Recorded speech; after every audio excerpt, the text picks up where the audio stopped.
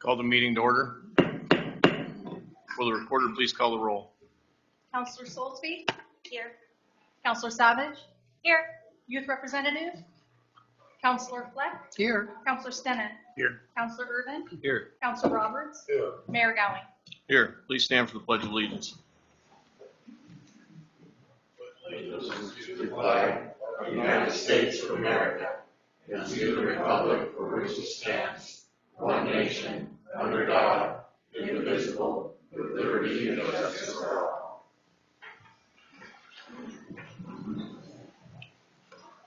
There's no items to be added to the agenda. It brings us to item 4, appearances of interested citizens for items not on the agenda.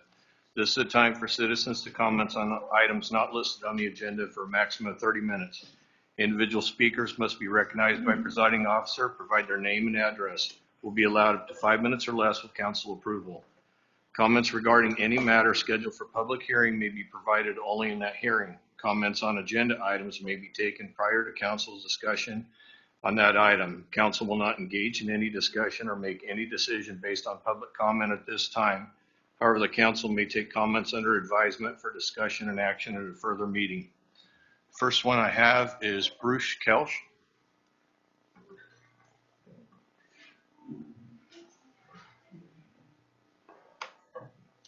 Bruce Kelsch, 78340 Halderman Road. Appreciate the timer. I have heard the word accountability used frequently by council members. I begin my comments by encouraging the council to be accountable individually and collectively to its own stated procedures in your handbook. And I'll highlight a couple of those sections. Section 7.3, all members shall accord the utmost courtesy to each other, staff, and the public, and refrain at all times from rude and derogatory remarks, reflections as to integrity, abusive comments, and statements as to motives and personalities. I've generally been impressed by how the council conducts itself, but in my opinion, a recent incident did not meet the standard the council set for itself. At the last meeting, Councilor Soulsby implied that a stakeholders meeting the city manager and I were at was somehow improper, and that in that meeting I had made derogatory comments about her and other councilors. City Manager Myers has explained the purpose of the stakeholders meeting at the recent work session. It has been a legitimate advisory group to the city manager and not a public meeting. I need to publicly address the accusation of me making derogatory comments about the councilors. I've approached everyone that was at that stakeholders meeting, and everyone I approached said I had not made derogatory remarks. Councilor Soulsby was not at that meeting, so she, from the dais of the city council in a public meeting, impugned the character of a senior citizen based on hearsay, or as my mother would have said, gossip. That should not be the behavior that is acceptable to the council. Councilors need to hold each other accountable for conduct that is respectful of community members. If the council does not do so, it will have a chilling effect on community members who wish to provide comments and inputs to the council. And I will add, politicians should expect to hear different opinions, opposition, and even criticism. I quote Harry Truman, "If you can't stand the heat, get out of the kitchen." You are having a city council meeting in public. It is not the public's meeting. The council has created a situation where every meeting is now an open microphone public meeting. The result is you have lost control of your own meeting. By not limiting public speaking time to 30 minutes, you have reduced the amount of time and energy left for council to do its business. You have given away one of council's greatest resources, time, and you have exhausted yourself as listeners. Councilors should also have constraints on their speaking time, and from your section 7.3 of your procedural rules, councilors shall limit their remarks on a subject to 5 minutes unless granted additional time by the majority of the council. Members of the council should refrain from speaking more than once upon a subject until other members of the council have had a chance to speak to the topic. After all councilors have had their opportunity to speak, the presiding officer will entertain council action as necessary. If you allow one councilor to dominate meetings, other councilors are discouraged from speaking and engaging in dialogue. And I ask you to reflect on your recent work sessions and other meetings in the past. Keep everybody to those time limits, and you're using a timer, which is I'm very appreciative of. I'd also say the council needs to listen. I've heard councilors say, we want to hear from the community, but it rings hollow, I'm afraid. The council heard from the community. 200 or so community members gave their opinions at the town hall, but I've not seen the council even discuss the responses at that meeting. Why would a community member attend another forum? This is another example of a chilling effect on input from the community. I would also suggest you listen to the city manager and the city attorney. I often feel his and her input is dismissed. You've been given the legal guardrails to guide you, and if the council chooses to ignore them, you're putting the city at risk. A quick reminder that the city of Boise was in litigation for 12 years and settled for a $1.3 million settlement, plus plaintiff's damages of $435,000, police training, and other requirements. I've made a lot of other suggestions for the council to improve its functioning. I will send those by email to save you time. I hope that this and those can assist in improving the functioning of the council. Thank you for your time. Thank you. The other one I have is Beth Trower.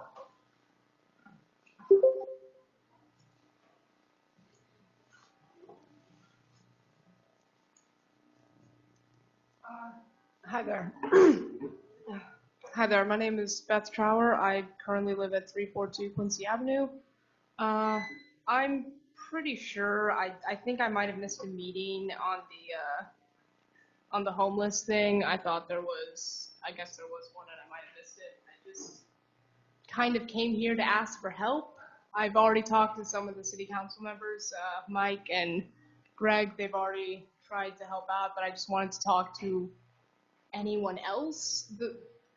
Me and my partner are about to be on the streets, 5th of July. I work at Safeway. I have a job, but the way the system is set up right now is that if you don't have credit, you don't have rental history, if you don't have a cosigner, or if you don't have access to an increased security deposit, you can't get a house. Especially if you only have a job that makes $1,000 a month. And so the only other option is wait lists that are a year long. So I kind of just thought that coming here and saying, hey, I can rent out a room or something, me and my partner are out of options. We're going to be on the streets, and I want to stay in Cottage Grove. I work here. I really don't want to end up on the streets again. I don't know if anyone has like a room that I could temporarily rent out for me and my partner. It's absurd asking here at a city council meeting, but I'm desperate and out of options. So if anyone knows anything, I'll be here afterwards. Yeah, I don't know. Thanks. Thank you. Okay, so that brings us to item 5, public hearing. 2022-23 budget hearing. Ms. Likens. Good evening, Mayor and Council. The City of Cottage Grove Budget Committee has met and approved the 2022-23 budget. This is a public hearing that is required by Oregon revised statutes and must be held prior to the City Council adopting a budget resolution. The purpose of this hearing is to receive comments from the public regarding how the city spends its money. The Budget Committee made modifications to the proposed budget that are outlined on page 6 of the approved budget and is attached for your reference. It's staff's recommendation that the council hold the public hearing on the 22-23 budget and consider making changes as requested or deemed appropriate that are allowed lawfully by Oregon budget law. A resolution adopting the 22-23 budget with any changes will be prepared for consideration at the June 27th, 2022 City Council meeting. I also have 4 items to bring forward for your consideration before turning over the floor, if that would be appropriate. Okay. During our budget preparation, we had an oversight of a request from South Valley Farmers Market for $5,000 worth of funding used to increase staffing to enhance programs at the small town market to make it a weekend destination. I believe a letter has been included for your review. If this is approved, I would propose, or staff is proposing, that we reduce contingency in the general fund and increase community promotions line for South Valley Farmers Market in the amount of $5,000. We also have a request from Pure Court to provide services from South Lane Mental Health for juveniles engaged in peer court and who need a one-time assessment, including intake and treatment planning. It is proposed to budget $4,800 for fiscal year 22-23, adding a contractual services line in the peer court budget. The police department has submitted a request to support access to a pawn shop lookup. The cost has been approximately $500 this year, which is increasing because it was recently purchased by another company, and the fee for the lookup capabilities is being increased to $2,600 per year. This will be added to the police department computer software and support line item in the amount of $2,600 for fiscal year 22-23, reducing the general fund contingency. And one last item to bring forward is the addition of a revenue line item in the special trust fund to receive donations for the renovations development of the skate park, as well as a corresponding expense of $5,000 in the capital outlay line item. If more money was received than anticipated in this proposed change, it can be brought forward to allow expenditure of the funds during the fiscal year and approved by resolution. So with that, if you have any questions, I'm happy to answer those. Councilor Fleck. So I'm not seeing a resolution to adopt the budget. Is that going to be at our next meeting? Correct. That will be brought forward after this discussion this evening, and any changes that you deem appropriate would be included in that resolution for budget adoption on the 27th. Thank you. Any other? Okay, I'll go ahead and open the public hearing. First one I have is Jackie Lester.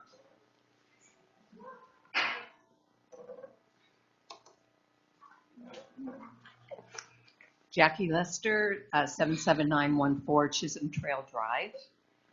I am here tonight in the capacity as a 43-year community member in Cottage Grove. I'm also a retired administrator, and I'm currently active with Be Your Best, the local coalition, the Presbyterian Church, as well as the Peace Health Cottage Grove Community Health Board. So tonight I am here to ask that you reconsider offering funding toward the local proposed Community Health Center and Career Technical Education Project as a good faith endorsement by the City of Cottage Grove for this valuable community resource. I'd like to thank Mayor Gowing and Councilors Savage, Urban, and Councilor Fleck for having conversations with me individually, privately, before this meeting to hear a little bit more and get a deeper understanding of the more than 10 years of research and advocacy that have gone into this project by community members through our local coalition, Be Your Best. The funding that's being braided together to make this project a reality is a collaborative effort through federal, state, and local entities, including multiple foundations that have been generous in funding past and current projects in our community and are also interested and willing to fund future projects. But all of these entities would like to see a good faith effort and endorsement by the City of Cottage Grove. Together, Peace Health and South Lane Mental Health spend approximately $1.5 million annually on healthcare for community members who are unable to pay. These services could be provided or avoided through preventative care through this community health center. Once the doors open to this clinic, the community health centers of Lane County assume full fiscal responsibility for running the clinic. There's no cost to the city or residents of Cottage Grove for this clinic. The community health clinic will serve the entire community on a sliding payment scale that I included in my resource packet to the council tonight. That pay scale starts at $0, and no one will ever be turned away from that clinic. There is a health careers technical education component of this project serving as a career pathway with immediate opportunities for entry-level positions for our high school students and community members. And it also contains a laddering approach to supporting these individuals in moving up an educational and career ladder to a higher paying job in healthcare, which we all know we desperately need in this community. This project is a desperately needed for health for our community, but it's also a critical economic support. Whenever our community members drive up to Eugene and Springfield for services, there are three critical factors that create barriers: transportation, childcare, and loss of wages. Currently, more than 4,000, and that is 4,000 residents of South Lane are currently using the existing community health centers of Lane County in Springfield and Eugene. And they are making this trip up to the metro area, or they are going out or without services. We also know that when we make a trip up to the metro area, we spend our money there. When this new clinic opens, those services for those 4,000 residents and those dollars will remain here. The highest priority when we're out talking about this project in the community is a need for oral health care for both children and adults. There are no private dentists in Cottage Grove serving Oregon Health Plan patients. Recent dental appointment wait times for Oregon Health Plan patients out of the community is approximately 9 months. Cottage Grove Peace Health Hospital Emergency Department sees the second highest rate of oral health emergencies in the state because of the lack of services available in our community. 75 to 80% of our community members live either below the federal poverty level or are living paycheck to paycheck.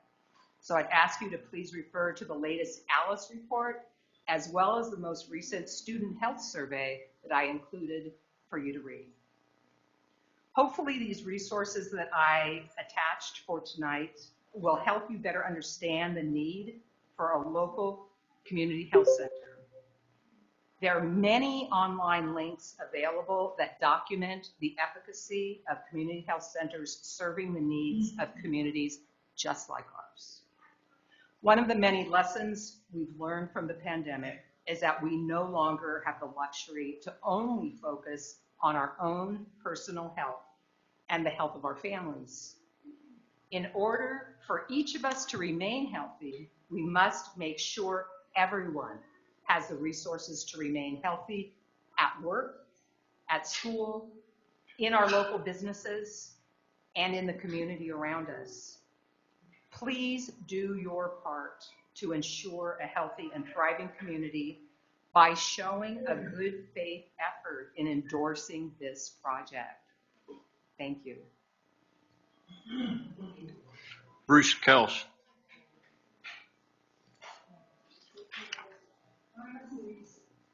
This is a little sharing.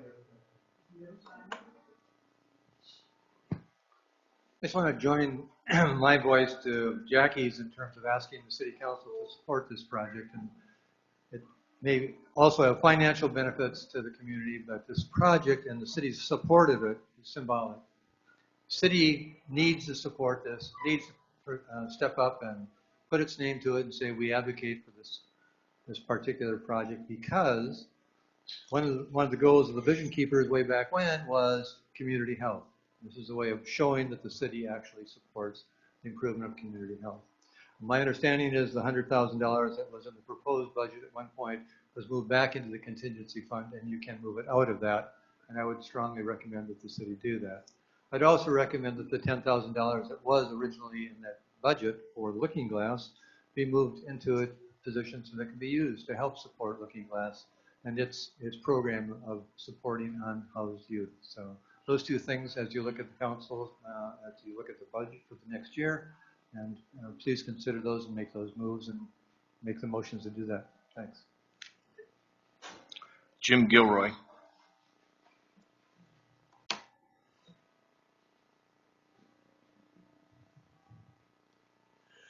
Jim Gilroy, 946 Blue Sky Drive. And my remarks are very short.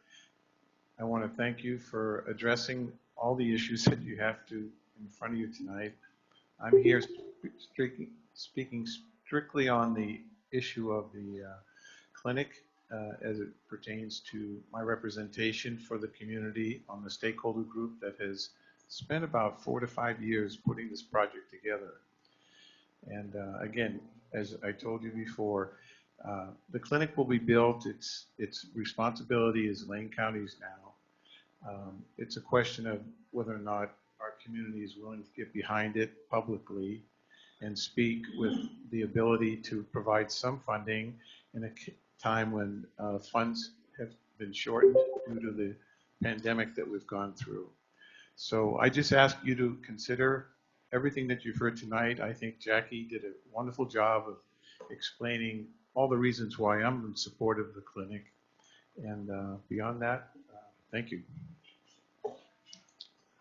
That's all I had that signed up on there. Is there anyone else that want to speak on the public hearing? Thank you.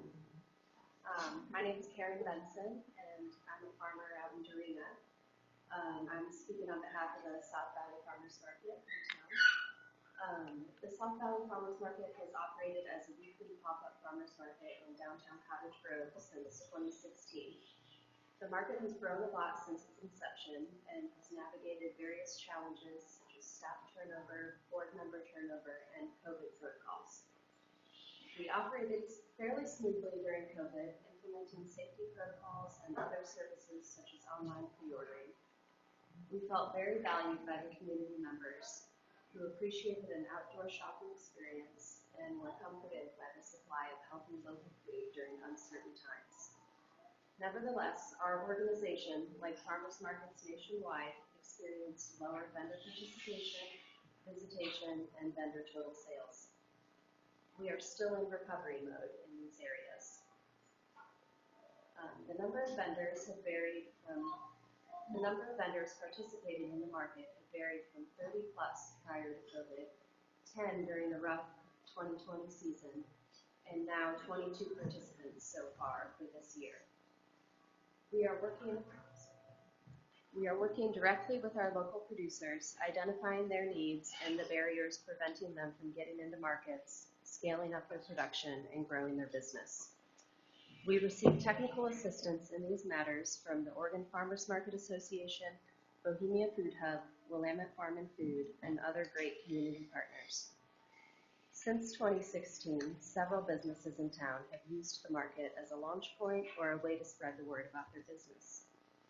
This year, we hope our vendor base grows even more and look forward to being back in the Armory space for 3 extra market days in the fall and winter. Our 2022 programming includes a weekly $20 Snap Match nutrition incentive funded by state and federal, a pilot for a Veggie RX program working with Be Your Best, Bohemia Food Hub, and Peace Health, weekly music performances funded by Woodward Family and Cottage Grove Community Foundations, a bilingual story time hosted by Friends of the Public Library, a new vendor support program, and community nonprofit partner booths throughout the season, both funded by Willamette Soil and Water Conservation District. All of these programs are helping us grow our market and better serve the Cottage Grove community, but the market needs additional capacity to be sustainable and needs to invest in paid staff. While the farmers market works with its partners to secure a capacity building grant or other funding source, we are seeking additional sponsorship because an additional $5,000 will enable us to pay staff members so that they can, 1, ensure the market setup provides the public with a safe and welcoming experience, 2, promote our market locally and regionally to bring more folks into downtown Cottage Grove each week, and 3, recruit more vendors and connect local entrepreneurs to our market. In addition to the many ways that Cottage Grove has already supported our market, many farmers markets around the state receive financial support from their local government. By supporting the South Valley Farmers Market in this period of growth, you are 1, supporting beginning entrepreneurs, 2, helping grow and stabilize Cottage Grove's local food supply, and 3, helping community members benefit from our food and nutrition programs. Thank you. Thank you. Anyone else?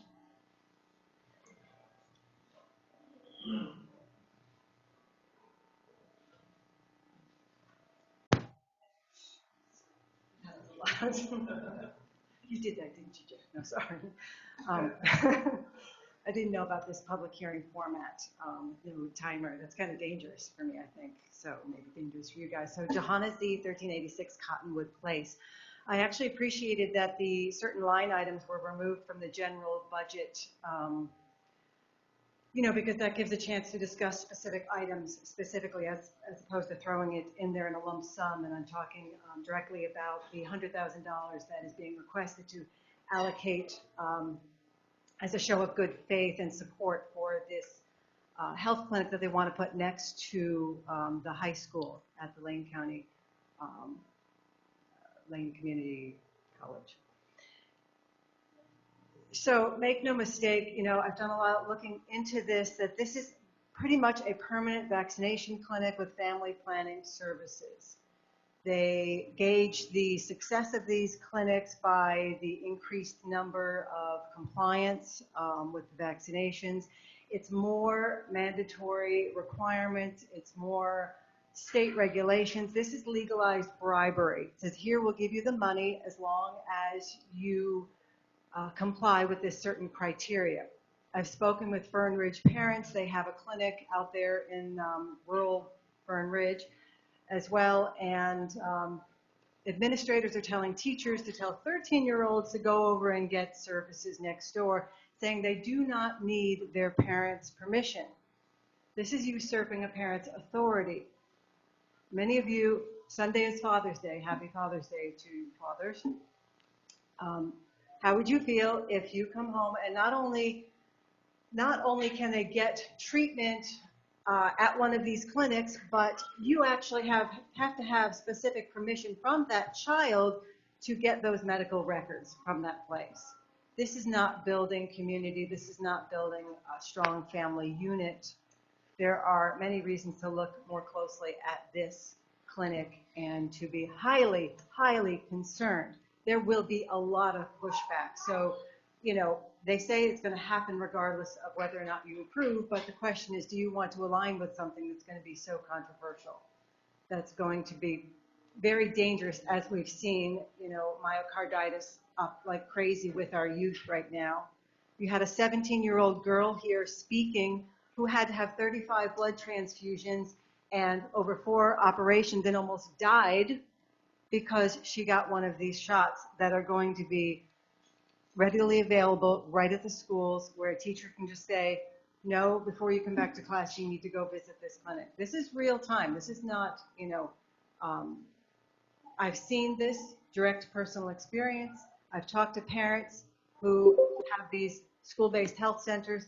I've been to other counties where groups are fighting desperately against these centers.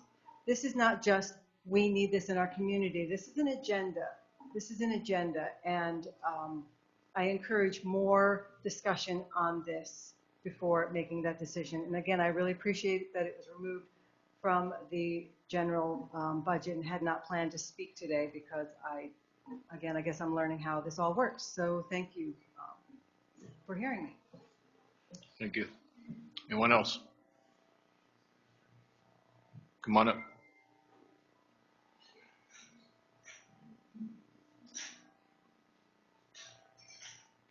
My name is Alan Courtney Isley, 737 Highway 99 South. I originally came to speak about the skate park. It seems out everybody is here. This concerns everybody's community health. I'm also supporting the BMX track. There's a reason why. When I was growing up, my parents didn't pay attention to me, but I started racing BMX bikes, and a BMX family took me in. I got to travel the country and see how other people live. And then in turn took me around the world. I got to learn different languages, eat different types of food. And then when I came back to this area, I was still a child under the authority of parents who never paid any attention to me.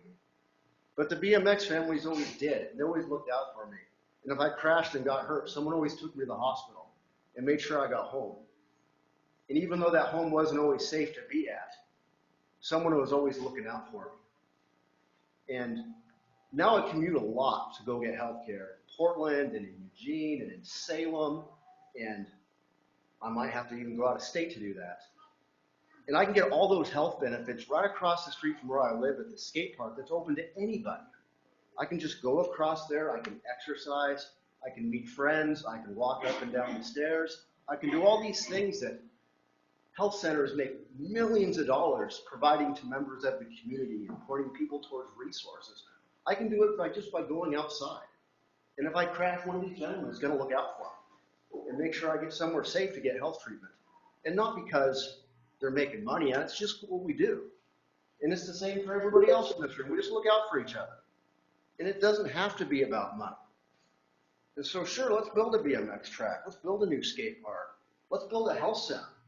Let's make sure it's open for everybody. And it's not about anybody's agenda. If somebody needs the help, you get the help. That's it. Anyone else? We'll close the hearing. Item 6, consent agenda. Move approval. Second. I have a motion with a second. Is there any discussion? All those in favor signify by saying aye. Aye. Opposed? Item 7, resolution and ordinances. A, resolution concerning state shared revenues. Ms. Likens. Evening, Mayor, Council, thank you again. This evening before you, ORS 221.770 pertaining to state shared revenues requires cities to adopt an ordinance or a resolution stating that they want to receive state revenue sharing money. It further requires the cities to pass a resolution stating that the city provides at least 4 designated municipal services. Provisions of the law require cities to certify that 2 public hearings were held, one before the Budget Committee and one before the City Council, giving citizens an opportunity to comment on uses of state revenue sharing funds. The resolution concerning state shared revenues are required every year if the city intends to receive these revenues in the following fiscal year. It's staff's recommendation that the council adopt one resolution declaring the city's election to receive state revenues and adopt another resolution relating to city's eligibility to receive state shared revenues, and there are 2 separate resolutions that are required. Do we have the resolution number? The resolution numbers are 2069 and 2070 respectively. Councilor Fleck. Mr. Mayor, move that the council adopt resolutions 2069 and 2070. Second. I have a motion with a second. Is there any discussion? Seeing none, will the recorder please call the roll? Counselor Savage? Aye. Counselor Fleck? Aye. Counselor Stennett? Aye. Counselor Urban? Aye. Counselor Roberts? Aye. Counselor Solzweig? Aye. Mayor Gowing? Aye. So resolutions 2069 and 2070 pass. Brings us to item B, resolution adopting the amendment to Lane County Deadly Physical Force Plan. Chief Shepherd. Good evening, Mayor and Council. The background, the city of Cottage Grove adopted the Lane County Deadly Physical Force Plan in January 14th, 2008. By the terms of Senate Bill 111, an amendment to the plan requires the approval by the governing body of each jurisdiction within the county that employs a law enforcement agency. Under the terms of Senate Bill 111, the city must approve or disapprove the amendment. The attached resolution approves the amendment to the Lane County Deadly Physical Force Plan, marked as Exhibit A. The Lane County District Attorney has reviewed and approves this amendment, and the Board of Commissioners, the County Board of Commissioners has approved the amendment. Our recommendation is that the City Council adopt the attached resolution that approves the 2022 amendment to the Lane County Deadly Physical Force Plan. 2071. Councilor Fleck. Mr. Mayor, move that the council adopt resolution 2071. Second. I have a motion with a second. Seeing discussion? Seeing none, will the recorder please call the roll? Counselor Fleck? Aye. Counselor Stennett? Aye. Counselor Urban? Aye. Counselor Roberts? Aye. Counselor Solzweig? Aye. Counselor Savage? Aye. Mayor Gowing? Aye. Resolution 2071 passes. Brings us to item 6, An ordinance amending Cottage Grove Municipal Code Title 1-3 Public Services. Mr. Mongan.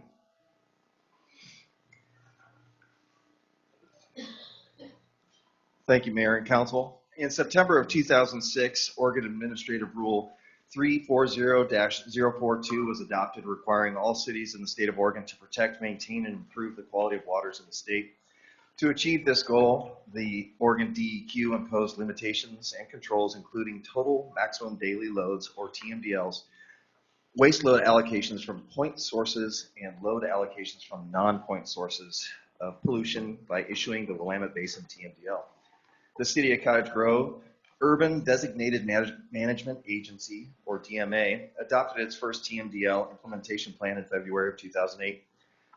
The Cottage Grove DMA is located at the southernmost part of the Willamette Basin in the Coast Fork Subbasin, and specifically includes the Coast Fork Willamette, Rau River, and Silk Creek. The city has updated the TMDL plan every 5 years as required, with the current 5-year cycle ending in November of 22. Local TMDL implementation plans contain measurable objectives, milestones, and timelines.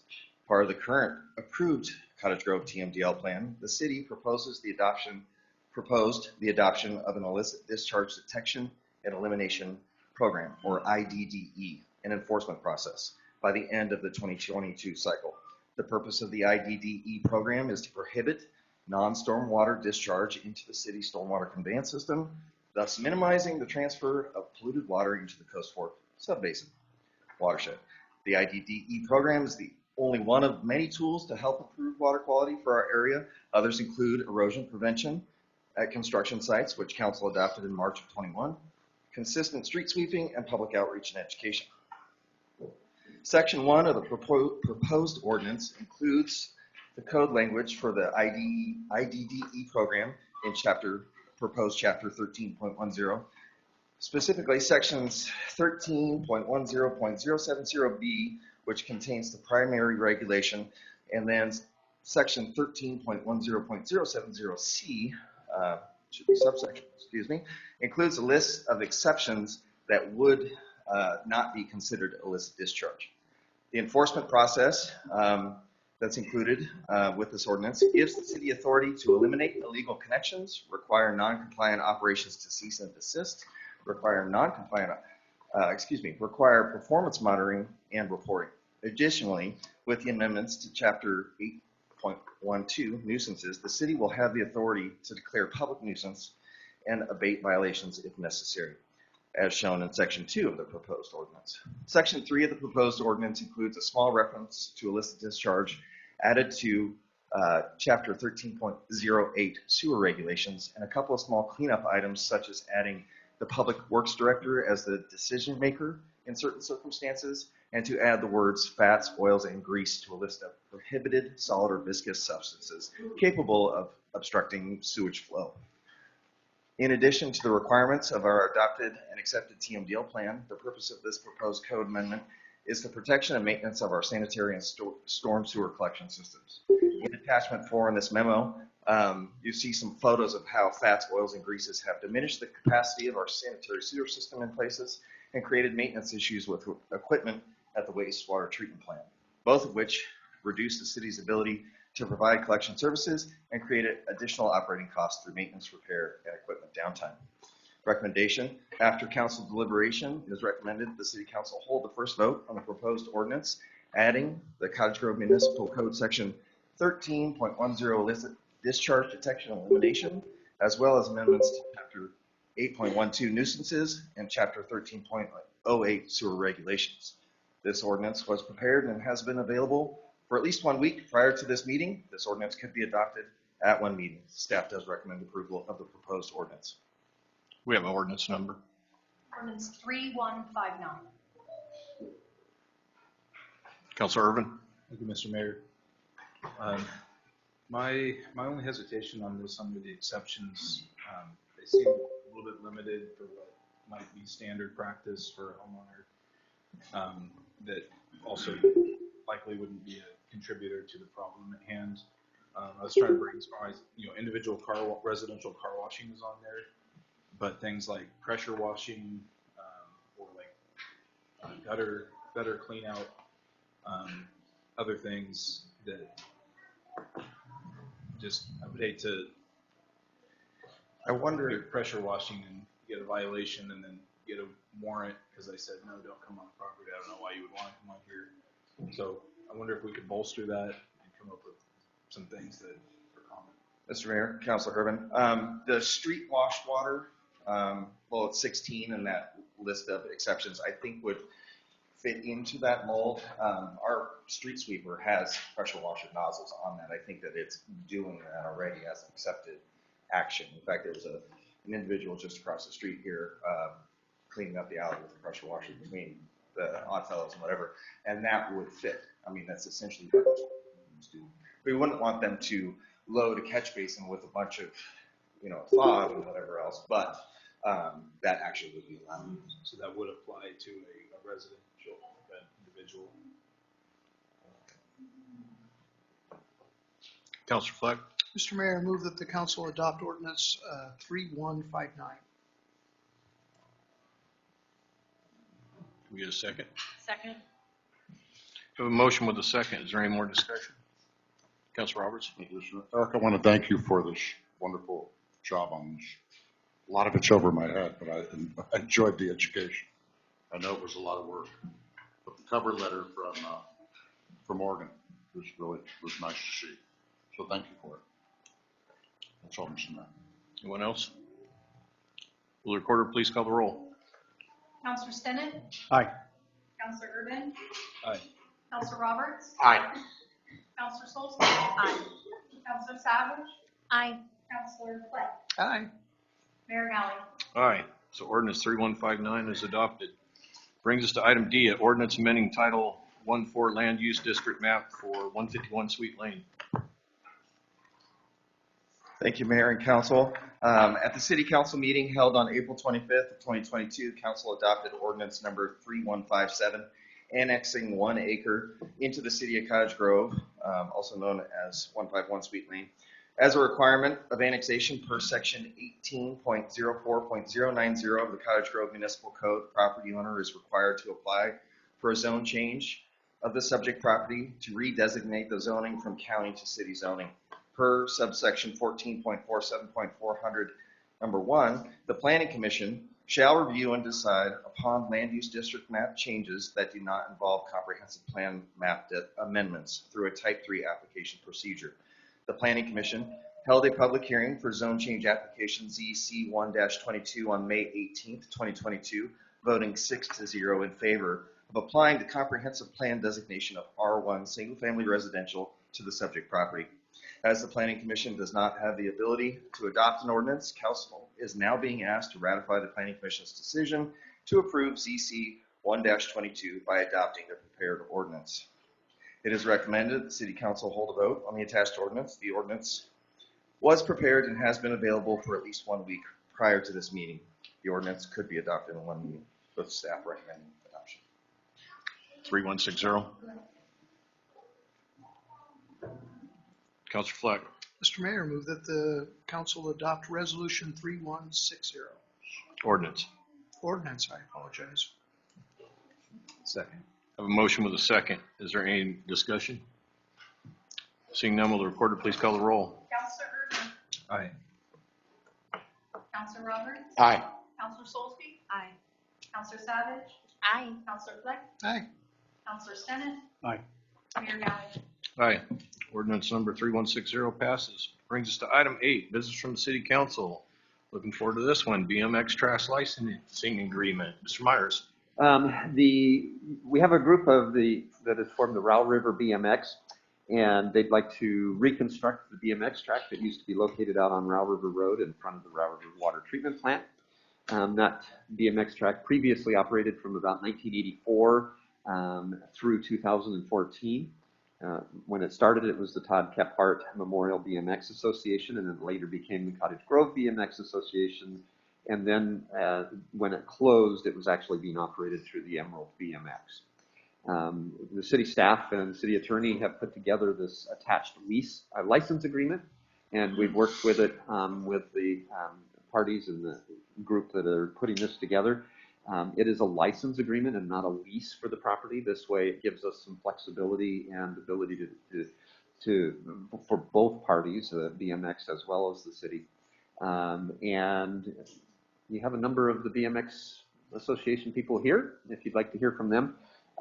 We're recommending that the City Council authorize the city manager to enter into the license agreement with the Rau River BMX to use the property located in front of the Rau River Water Treatment Plant to develop the track on the identified map. Is your spokesperson going to come up and? Hi, my name is Brandon Meyer, 34366 Rau River Road. Good evening, council members, and thank you for listening to our proposal to bring the BMX track back to Cottage Grove. We are excited to share with you our vision for kids, families, and overall community of Cottage Grove. A little history about the track, as Mr. Myers has already said, we have chosen to get involved in this project. The original track was completed back in 1984. It was a vision of Todd Kephart, who tragically passed away in an automobile accident. The town rallied around his vision of BMX, and then became Todd Kephart Memorial Park was born. The track operated until 2014 and was moved in 2017. Many of people on our team have strong ties to the BMX track or BMX racing. I would like to introduce our team and Rau River Bmx Division. I, Brandon Meyer, attempted to get the ball rolling back in 2018, and through no fault of my own, the timing and people ready and willing to help me just simply wasn't in the cards. Fast forward to this year, our group serendipitously came together in a cohesive team. I rode the track back in the day as a kid, and you know, I was pretty torn when I found out that it was torn down.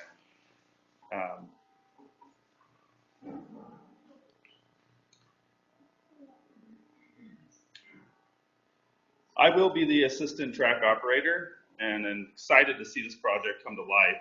As, like I said, I rode the track as a kid. Colton Kelly, which will be the track operator, and rode the track most of his childhood, and his father, Mike Kelly, was track operator for about 7 years. Colton actually even rode pro in a number of races. Joey Green, which will be helping build the track and doing track maintenance, actually rode BMX in California. Joey operates digging up green excavation, so he has the means and abilities to help build the track as well as maintain it. James Piper, who could not be here today because he worked for the city of Cresswell and is currently at their city meeting, raced with his son and will be handling the treasury position. Courtney Kelly and Kimberly Green are invested in this project as their kids are racers. They will be handling the secretarial duties and fundraising. Mike Friel, which is a huge community supporter and will be handling our technology needs and web design. Finally, Jolene Piper, Jim's wife, will be volunteering where she is needed. She also manages a local BMX team of about 15 riders with her husband. As you can see at this point, we have assembled a dedicated crew to bring this track back to life. BMX is a sport that caters to a wide range of ages and abilities. As you may or may not know, the sport of BMX racing provides people of all ages a positive activity that promotes competition and good sportsmanship. BMX, by its very nature, is an individual sport that involves an entire family. As you can see here, we have a lot of family. In BMX, no one sits on the bench. Riders compete not only by age, but also by proficiency.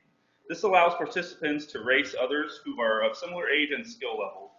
Thousands of people throughout the world can attest to the positive effects of BMX racing. Furthermore, we have the backing of USA BMX, as seen on page 8 of your agenda. There are some educational aspects through USA BMX that support kids through education, which is one of our goals. Our main vision is to bring a safe family environment for the kids, not only in our community, but the surrounding areas as well. BMX is a unique sport that builds on positive interactions, and camaraderie not found in mainstream sports. USA BMX Foundation provides STEM education resources for youth and teaching professionals, as well as college scholarships for USA BMX members and track volunteers. Please refer to page 13 for an overview of their foundation. In addition to these great connections, we have a qualified volunteer that will reach out to the community as an educational liaison. This person will connect the schools to teach bike maintenance and riding fundamental clinics. With support of our schools, the community, the track, and the track, children have a potential to receive scholarships and even take their skills all the way to the Olympics. Furthermore, Kimberly will tell you a little bit more about what it could bring to our community. Kimberly Green, 78124 Daybreak Drive. At this point, I want to give a little background on who USA BMX is, because we've mentioned it multiple times and some people aren't aware. They are in full support with us. USA BMX is a national sanctioning body of BMX racing, providing member tracks with insurance, points tracking programs, rider memberships, and governing rules. USA BMX also administers state, regional, and national level series. With their support, once we reach a certain number of races, Rau River Bmx will be allowed to host state and regional championship races. If you refer to page 9 of the packet, you will see a potential economic impact statement. For example, a state championship brings approximately 250 participants or 1,050 attendees if you are including family members. Average daily spend would be about $208, with the average direct economic impact of this one event at $218,400. This can benefit places such as restaurants, gas stations, hotels, you name it.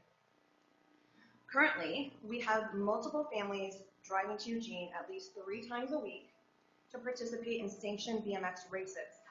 While this is feasible for some families, it can be a barrier for others in our community, especially those with very young riders that ride Strider bikes, which is a class in and of itself. A Strider class starts as young as children can walk, and it is the baseline for bringing in new riders to BMX. For families such as mine personally, we have 2 Striders. One is a 2-year-old and one is a 5-year-old. Having really late races all the way in Eugene and having to drive home, especially on a weeknight, can be really difficult. Having a local track will give new riders an opportunity to start racing. Furthermore, for those who are already racing, it allows them to grow and develop their skills in their local community. It gives both new and seasoned riders the opportunity to practice outside of sanctioned racing, or even simply just to have fun. While Rau River BMX is all about fun, we do need to take into consideration how to best secure the property as well. During the early stages of development and startup, we plan on having the track fenced in to protect the work being done, outbuildings, and equipment. Upon completion, the area housing the track and facilities will remain fenced to protect not only Rau River BMX, but the community assets as well. Rau River is also looking into options for security cameras for the property. We would like to note that access to the river will remain unblocked. I would like to touch really quickly on our budget just for 1 minute. It is on pages 29 and 30 of your agenda. I would like to note that the figures have kind of changed from our initial meeting with the city. That was due to consultation and gathering more data along the last month or so that we have more accurate figures. But overall, most of it has stayed the same. Rau River BMX will be operating as a nonprofit. We will be for recreational purposes to benefit the residents of City of Cottage Grove and the surrounding areas. It will be run by unpaid volunteers that are dedicated to serving our community through the BMX track. Finally, our initial startup cost will be around $380,000, with an ongoing annual budget of about $30,000. We've already enlisted several sponsors, with many more local businesses having reached out to us already in our efforts. Ongoing revenues will include membership fees, racing fees, concession sales, and merchandise sales. Also, we will be hosting a number of fundraisers throughout the year. We, Rau River Bmx, asked the City Council to authorize the City Manager to enter into a license agreement for the track for the property shown in the agenda to build a USA BMX station.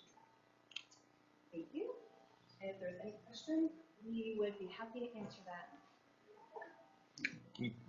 Councilor Stennett. Yeah, first I'm completely in favor. I just had a couple questions on. It seemed like when the track shut down the last time, I was with the newspaper and talked to a lot of the folks that were involved. And the issue was kind of keeping, as you know, the sport that has such a strong youth participation, kind of keeping the momentum going. Maybe when kids age out and kind of take their volunteer parents with them. Have you guys considered how to keep that momentum going? Does the national organization help with that somehow? Yes, they do. Part of their, when Brandon mentioned the different programs that they have, the outreach programs and everything, they are fully there to help us constantly bringing in new members, reaching out to the community, reaching out to the schools, all those kinds of things so that we can constantly keep that momentum going. Excellent. I also wondered, you guys are Rau River Bmx, correct? Correct. Would that be the name of the track then when it happens, Rau River Bmx track, or have you guys decided on a name? I'm just curious. Yes. Yeah, we haven't fully funded, we haven't put the paperwork into assume that title, but that's where we were going with it, yes. Okay, thank you. Councilor Soulsby. I have more of a comment than anything. I want to commend you folks for putting something out there for our community and our youth to get involved and keep them active. And I also wanted to thank you. I went to high school with Todd Kephart and was a friend of mine. And thank you for keeping his memory alive and bringing him up again. Nice. And I'm really excited about this project. That's, Councilor Roberts. thank you, Mr. Mayor. That's nice. I completely am for this. Our kids need good things to do, healthy things to do. I'm just for this. I have a question. The property that you're going to put this on, are you going to use all of this property? Because one of the things I see for me, my vision, I have a second home in Wawalla County, and both in Enterprise and in the town of Wawalla, they have built new tracks, but they have also infused with it a skate park. And we're sort of looking into, our skate park and what to do with it. I was wondering if that is maybe a possibility to maybe fuse a skate park and a BMX track together on one site. Legally there's not enough legally, but through USA BMX requires you to have this and have a skate park, home track, and a BMX track all on the block. Yeah. I just think that would be really cool. I would like to mention we did speak with USA BMX this morning, and you can reach out to them. They do skate parks. It is not their specialty, and even if it's not in conjunction with ours, but they would be a great resource for the skate park. Right. Yeah. But as the way it is structured right now, like Colton said, there isn't enough room for all three of those. Yeah, the big thing is the parking. When you hold a big event, it's going to be a lot. Yeah. That's why it requires so. All right. Can you come up the mic just so we can get you on the recording? Thank you, Mr. Mayor. I'm John Alex, and I grew up in this town. Knew Todd and Tony. I raced motocross with them. And I was really devastated when I found out the track was gone. I helped build the original track. I think the opening race, I got first place in it. I have a newspaper clipping of that.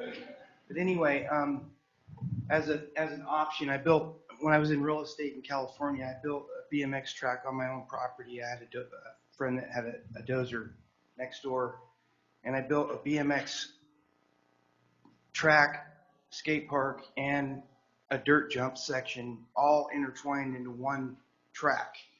And it was really cool. I wish I still had pictures of it, but I'm locked out of my old Facebook account. But anyway, it's an interesting idea. I don't know if the sanctioning body would allow something like that. It's just an idea. But, the way you built the track, you could also kind of make it a dirt skate park, if you will. Yeah. Thank you. Because like I said, I completely support this. Thank you, Mr. Mayor. Councilor Irvin. Well, thank you, Mr. Mayor. I'm glad you brought that up because I'm a huge dirt jump guy. That was my whole childhood. Went to a few BMX tracks. In fact, my 13th birthday, we went to the one up here from out of town. But that would be my question. When you have USA BMX and there's liability involved, is there any chance that we're going to see some awesome dirt jumps outside of the race facility? And then the other question is, the track in Eugene, even though it's gated off, you can still get in and ride when it's not open, which is pretty awesome. It's from what I heard, it's going to be fenced off all the time, so no access outside of events. Or can you speak to that? No, it'll be open for the time. There'll be a man gate. It's only because, well, Come up the microphone, it'd be a lot easier.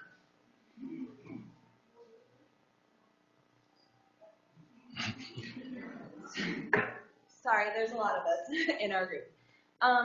So our initial thought was that it would be open all the time, and it'd be locked. And in the initial stages, we've been recommended by USA BMX not to do that, to secure the area while we're building. And until we can stabilize the ground, because as you know, Emerald, it has the cement and now the blacktop in.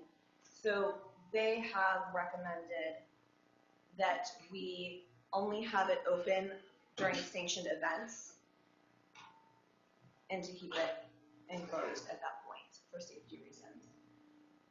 We can open it, I'm trying to remember everything because we just got this information this morning. We can have it open, but it includes a separate insurance that we would have to pay for. So they will insure the sanction part of it. And additionally, we would have to have every individual on a daily basis sign a waiver that enters that property, and one of us would have to be there during that entire window. So if we were open from dawn to dusk, one of us that is on the committee would have to be there, which during the weekday, for most of us that work, is not a possibility. So Emerald has they have a little bit difference of a platform. They are paying the additional stuff. At some point, that would be great. That's our vision. Initially, I don't know that we are able to do that financially. If that makes sense. So I guess that would be a question to the city, because if it's a park, like say a skate park, for instance, that's open category. Is there something that can? This is outside the city limits. No, it's inside the city limits, and the primary thing, and I was on the call with the USA BMX this morning as well. One of the issues is as you're getting the track up and going and getting it built, and it's going to be a dirt track, so it's not going to be stabilized. It's going to have that constant maintenance work in the early years of that construction, and they're strongly recommending that it stay closed so that people don't go out there on a wet day and rut it up, and then you have more maintenance to do until you can get it stabilized. You can get some stabilization either worked into the dirt, or you go to a harder surface to where it would be better to use. It doesn't mean they can't have open houses and practice days and things like that. It's just don't leave it open all the time with no supervision, because it get damaged, and then you're going to be doing a lot more maintenance. It is a license agreement, and so they're responsible for that property. If somebody goes out there outside of that time, the liability would be on them because of that, and then any racing or anything else that would go on, if there's a problem developed on the track, they would be liable for it. So that's why USA BMX is saying control it for a while until you get it stabilized, and then start working on some of the other pieces. So that's a 24/7 line, is what you're saying. They're 24/7. responsible 24/7. Yeah, essentially they are. So that probably also answers the question about dirt jumps. Yeah, that does answer the question about dirt jumps a little bit too, but yeah. Councilor Fleck. Well, I will echo the comments of the other counselors. I'm excited for you guys and for the community, so I think this is great. And with that, I will move that the council authorize the city manager to enter into a license agreement with Rau River Bmx to use the property located in front of the Rau River water treatment plant to develop and identified on the map a BMX facility. Well, that's written there. Yeah. Second. I have a motion with a second. And I'd like to say I'm in full support of this. My son raced out there when he was a kid, and he's almost 35 now. So I really want to see it. With that, all those in favor signify by saying aye. Aye. Aye. Opposed? Thank you.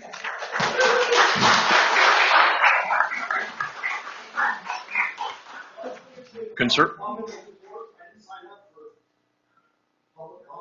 Yeah, go ahead.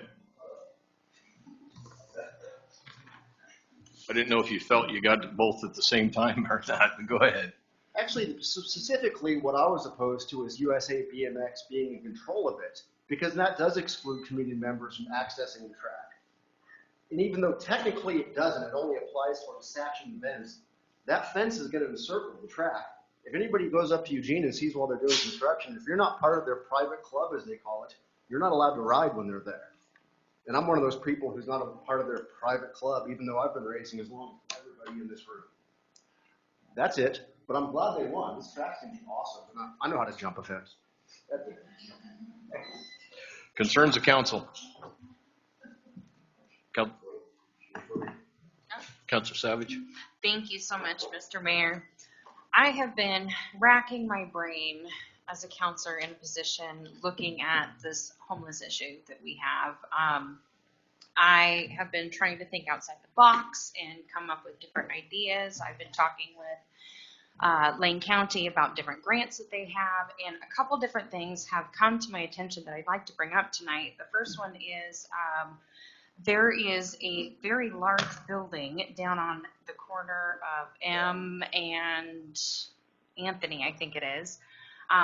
It's incredible. It's really close to different resources that folks could potentially utilize. It's quite a bit larger than the site on Highway 99. I don't know if this is the route that we're going to go, but I'm really interested in knowing more. Is there anything, Mr. Myers, that you can think of that I requested that we tour it, and so we toured it. Yeah, we toured it's the old Nazarene Church on the corner of M and Bryant. It's about an acre and a quarter. The 99 site is just over a half acre. The building was about 7,900 square feet, and it had a basement, which, the basement was 1,800 or 1,300 square feet of that. Lots of rooms, some nice spaces there. There was a kitchen that needed some updating and improvements. Restrooms definitely needed improvements on the facility, but it has a natural enclosure type area almost with the parking lot. It's a nice site. It does have, we've visited with the realtor. The price is $895 right now, but they said make an offer. We've actually been in touch with the previous pastor there, Cindy Slaymaker, and she's talked to the district, and they've said make an offer, and if you're interested in the property. So it's a good piece of property. It's only a couple blocks, I think about 400 feet from South Lane Mental Health and Community Sharing on the other side of Main Street on M. But yeah, that's what we looked at. So, yeah.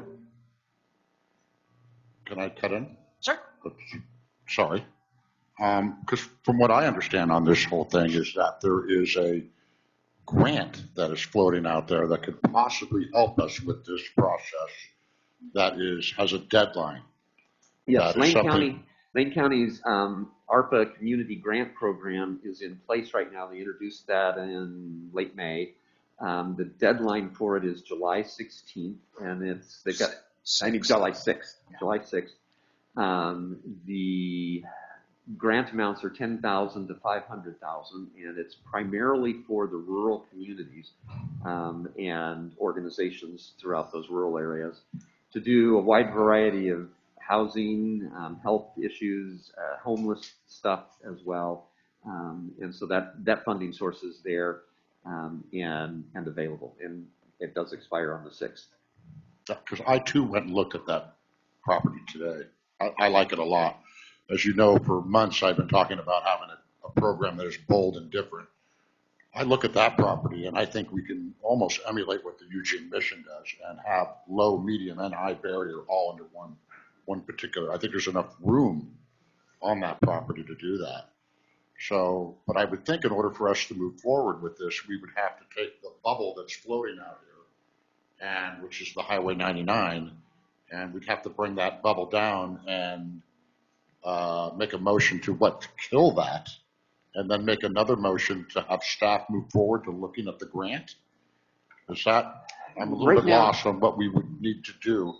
Right now you have a motion that's like you say, it's a bubble. It's a little ghost motion floating above the dais that was to be reconsidered, but you suspended the rules, so it's just hanging out there until you unsuspend the rules. Probably the cleanest way, if you were to do anything with that, is essentially you unsuspend the rules and bring that motion back on the table with an amendment. You could amend the motion rather than kill it, and switch the property. So can I move that we suspend the council rules regarding the motion to develop the shelter on Highway 99 site, and have that be ended, and that the pending motion be amended to refer instead to authorizing pursuit of the purchase and development of the Nazarene Church property at 152 South M Street as a potential shelter site, and additionally authorize the city manager to pursue any and all relevant grant opportunities. I second that. I like that idea. Yeah, because we're going to have to do something. Trailhead Park is growing. We now have 11 folks up in Trailhead Park. So what that does is it brings that motion back to the table to reconsider. Your first vote will be on the motion to unsuspend the rules and amend the motion, and then you'll have to have a second vote to vote on the amended motion. Okay, so the first vote to unsuspend the rules. All those in favor signify by saying aye. Aye. Aye. Aye. Opposed? I'm not understanding. So this is the first I'm hearing of this. So I'm a little confused on where we're going with this. Can you explain that one more time? So you have an action that was taken at a previous council meeting to suspend the rules and put a reconsideration that was going to be at that meeting kind of up in the air. It's floating out there until the rules are unsuspended. So you put the rules back in place to vote on that motion to reconsider. And so what Councilor Savage has done is made a motion to put the rules back in place, bring that motion that was to be reconsidered back onto the table, and amend that motion by changing the property to to the Nazarene Church property, and moving forward with trying to develop it and buy it and look for grants to do that with. So you've amended the motion. You put an amendment in on the motion. Your vote now is on unsuspending the rules and making that amendment. Your next vote will be on the motion as it's amended. Right? Yeah, and they just did the first one. The first action was just to put it on the table. So now you have the amended motion on the table with the amendment to do. I didn't get the nays, though. Was there any nays? I'm still deciding. Confused. Yeah, and so my understanding is that we were discussing different ways of different formats, and so basically what you guys are talking about is just a separate location. This has nothing to do with, so we'd still be moving forward, and yeah, we're just changing the location right now and not doing anything other than working on, as I'm interpreting this, is changing the location and working on trying to make sure that opportunity isn't missed with the grant funding and the piece of property. I guess I would have liked to have known that we were even looking at this property, that this was even a consideration, and I've never even went by and looked at it. And so just to hear this, and, oh, let's, you know, so to give, do you see where I'm coming from on this? I mean, this feels strange to me that I didn't even know that this was even a consideration, and it's the first time I'm hearing about it at City Council, and now I'm expected to do a yay or a nay and give permission to move forward. I'm frustrated with this process, and I've been saying this all along. I feel blindsided every time, and that's is upsetting to me, and it still keeps happening, and so I don't know what to do about it. It's strange to me the way we're doing things. Councilor Fleck. So I guess I'm a little confused too. So we're not necessarily moving forward because we have a work session on, I'm trying to remember, the 16th, is it? 18th, I'm sorry, yes, 18th. So we're just looking at this as another viable option. Because as I understand, this is potentially a good value and there's a grant opportunity. This is what I'm hearing and understanding, is that if we don't take some action on this soon, we lose out on a chance for a piece of property. But we're not actually making any decision beyond that we want to explore trying to purchase this piece of property. Right, and from my interpretation of the motion, and the second is that all we're doing is it gives us the opportunity to start going and finding out what we can get, make a grant application to see if we can secure funding to get the property, and that's it. And if that's where we're at, then I'm supportive, because I would hate to have us not go through and listen to all opportunities for, you know, an actual plan going forward. Thank you. Okay, so Councilor Stennett. Our work session scheduled June 18th, or was that July? July 18th. Yeah, July 18th. Okay. I can echo that this feels awfully sudden. You know, to throw our eggs in that basket, I want to move forward as much as anyone, but I have a great many questions. I don't know if we can hold the second vote, subsequent meeting, whether or not to support to the fullest and best of our abilities this new site. I mean, it's not the first I've heard of it, but I haven't heard enough. So. And what'll happen as a result of if this does pass is we'll start the process and start talking to the realtor and going through the grant applications, and it'll come back to the council probably. I don't know if it'd come back on the 27th, but it probably will have to. In order to meet the 6th of July deadline for the county grant, if we're going to go that way. But if we bring it on the 27th, we'll have a better idea of what is the price on the property, and we can make the grant application, and it's all contingent on whether you get the grant or not. Councilor Irvin. Thank you, Mr. Mayor. How much do we know about the grant process right now? Who else is vying for it, the likelihood, the viability of this happening? Do we have much information on it? Well, it's a grant, and it's going to be competitive. There's $3 million that's going out from the county to the rural communities. We do have pretty good chance on the grant. We've been talking with Commissioner Buck. She's on the grant committee, the review committee, as well as on the county commission for the final decision.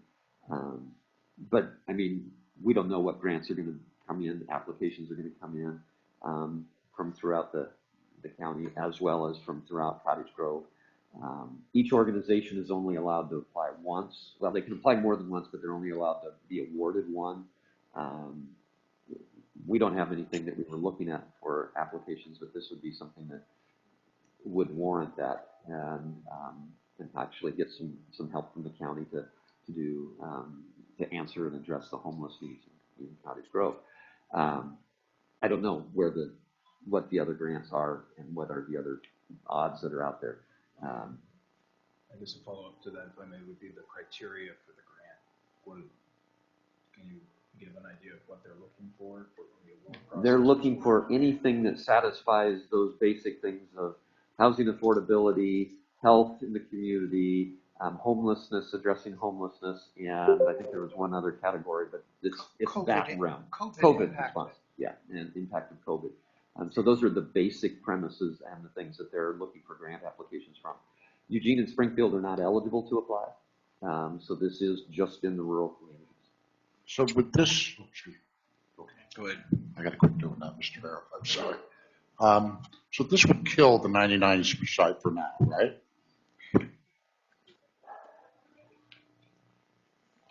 Is that what it would do? Are we saying we would have to redo something to use 99 then again, or? Yeah, because you've replaced it with this site. That's what I'm saying. So we're saying no to 99 at this time. We're saying, and then we might not even get this one. Right. So. But then, I mean, you can always come back and do a whole new process and go through it again. But yeah, it would kill that motion, that reconsideration would die for that site. And I understand this is time sensitive. That's why I bring it up. Yeah, this is why. And I know we're going to have to do something in some time. And I would like to get the people out of Trailhead Park. We're very lucky that it's been very tame over there. Things are going pretty well compared to what it could be. And I, as I've been saying since I was involved in this homeless issue, I would like to see, I think this place has a big possibility of what it can be. With some fencing, and I think we can break down people, and you know, I understand some of the councilors not knowing. So what time is your appointment tomorrow? What's going on with it? Yeah, this is a tough one for me. So, to me, it's the time-sensitive issue of it. Councilor Fleck. Well, I wanted to offer that my agency, I fully intend on applying for funds for my agency, which is why I know about that grant and the date it's due. It's actually $3.3 million, and it's for nonprofits or governmental bodies to do all of the things city manager mentioned. I think there will be a bunch of applications. I know my agency is, I would assume many of the other groups. And I didn't remember it being restricted out of Eugene and Springfield. I just remembered it being a priority for rural. So I believe that actually there will be a huge number of folks applying for it. But there is a priority for rural, BIPOC. There are some priorities that are involved in it. But I do think it'll be there will be a lot of competition for those dollars. Absolutely. So then, a follow up on that, if we follow through on this and we get the grant, do we have to buy that property? Can that grant, if we get the grant, can that money go to do something else elsewhere? No. If you're applying for the grant for a purpose, that's what you need to do for that grant. So if we get the grant and we don't do it, then we're right back to square one. Yes. Yes. If we don't get the grant, then we're back to square one. If we get it and we don't use it for the right thing, we're back to square one. Councilor Soulsby. So then, thank you, Mr. Mayor. So then if we only get a grant for $20,000, we're committed to make an offer on an $800,000 property. You're committed to the point of if you're going to accept the grant. Because we won't apply for $20,000, and if they do say, okay, we're only going to give you 100 or 20,000, we can say no, that won't work for us, and we're not on the hook to have to do it with the 20. So you can turn down the grant, yes. Councilor Irvin. So it also sounds like the motion that was made just to change the location, but kind of kept the same structure, same direction, all of the same stuff in place. And that's, I guess I could understand that would have to be defined in the grant process. But I also think that was part of the contention up front. So I guess I'd want to be really careful to be flexible enough in the grant application process to allow what is already being developed in the community to happen, and I'm not sure how that will work. And so I'd like to learn more about that. I'm trying to remember the whole motion, but it was purchase the property, do the renovations, use the Arpa funds essentially toward that end. I don't know if this grant, the intention would be to use the grant money to purchase and make it the improvements. I guess I'm going to learn as much as I can about it. Yeah, and that's probably what we would be putting together in the grant. We'd be applying for the full 500,000, the max that we could get, and then giving a really low price for the property, as low as we could go, and use the rest of it for renovations, because you're going to need restrooms. The roof needs to be replaced. Just in the walkthrough that we did, I noticed the roof, and there were some rotted beams and stuff. And then there's some other little things that you want to do here and there to get the property ready for something. Yeah. So would you also need a commitment from the seller as part of this grant process, or be under contract to have it really seem viable? Probably. And has that question been posed of the seller? We haven't talked to them at all because we don't have any direction or anything on it. And that's basically, I think that's kind of what the approach is let's get some kind of, will it work? Can we do it, even to get some kind of direction? Councilor Stennett. You spoke of two motions that we would need to. You've done the first one already. So suspended the rules to bring the motion we already have back to the table. And amend it. So now you have the amended motion on the table. That needs to be considered this evening? Yes. Councilor Soulsby. Unless you suspend the rules again. Thank you, Mr. Mayor. I guess I'm frustrated because I feel like it's always an emergency and we have to do it now, and that I'm always under the gun and I don't ever feel like I have enough information. And I know that it just is costing us $1 million to put a new roof on the community center. So I sit here and go, well, okay, so even if we get this building fully funded by a grant, then what is, I have no idea what that'll cost. And so going in, again, you know, sound like a broken record, but I feel personally like we are going into a recession. Scares me. I don't feel like we have a lot of back funding in the city right now. And Mr. Myers, you said it yourself on the radio. And so that's a little scary to me, just to go into this. We don't have a plan yet. And to say we're going to purchase another building, possibly with the city funds, makes me a little nervous. And, you know, and I just don't feel like anything's ironed out here. And so, I mean,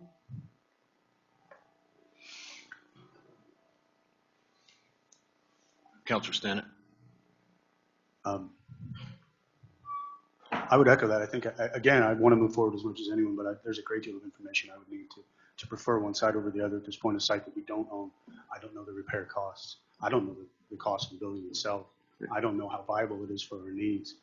I would hope that a council that wanted to take the time to get it right and suspended its rules to try to make sure, maybe consider suspending its rules again so that we can ask city staff to give us the information we need and consider it at our next meeting. Councilor Fleck. So, and I guess that's what I would want to do, is the bare minimum to be able to apply for a grant. I mean, I don't want to be committed to purchase or renovation without that information. I just want to be able to say, you know, what is your bottom line for the price with the seller, and be able to apply for a grant because we have a narrow window on that. That would be what and that's how I'm interpreting what the motion was, is that. So we're not committed to any sort Right. We wouldn't commit at all. It'd be, hey, if we get the grant, and it's got to still go to the council for approval, because we know nothing yet either. But I think that was the purpose, is, hey, here's an opportunity. We need to start moving. We can't move without you guys saying, let's move. So, in a direction. thank you. So then if we wait till the next meeting, is that enough time for city staff to do what it needs to do?